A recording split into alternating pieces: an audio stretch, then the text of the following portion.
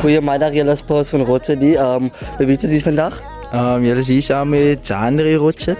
Oké, ik zie dat jullie een groot announcement om aan te kondigen aan die mensen. Kan je voor ons meer informatie over die dingen? Kijk hier, die announcement nee, wat ons gemaakt nee, ons als Slim Customs nee.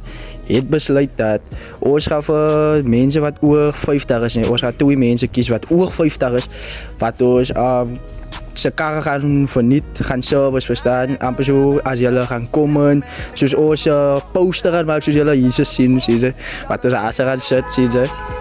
En amper zo, als je meer likes krijgt op je comment wat zij gaan maken, net, dan gaan we jou kiezen en dan kan je elkaar zijn details sturen.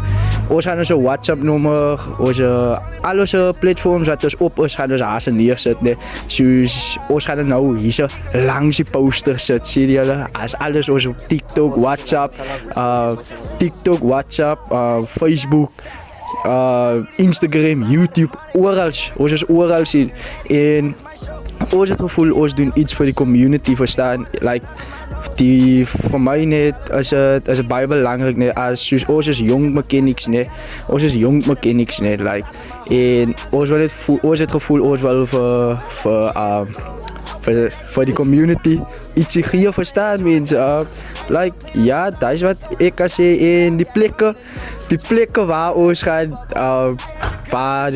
waar ons die karren zal vatten. Ja, zoals Somerset, niet Sierra, Somerset, Potrivier, Caledon, Creighton.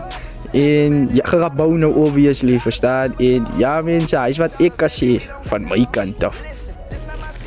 So guys, kijk je, dat zal tegen het einde van juli maand zal dit announced, dat zal ons die gelukkige 2 winners kiezen guys.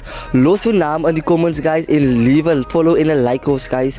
En die een met die meeste likes, dat is die 2 kiezen, gaan die gelukkige winnaar wees guys.